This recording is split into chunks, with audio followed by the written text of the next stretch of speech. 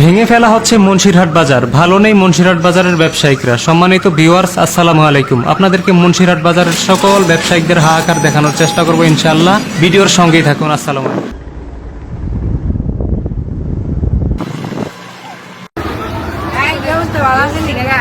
আলহামদুলিল্লাহ, ভালো আছো?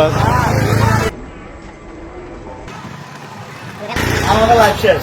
লাইভ শেষ। আমাদের লাইফ শেষ। দোয়া রইল ভাই, আবার হইব ইনশাআল্লাহ। লাইফ শেষ, দোয়া করো।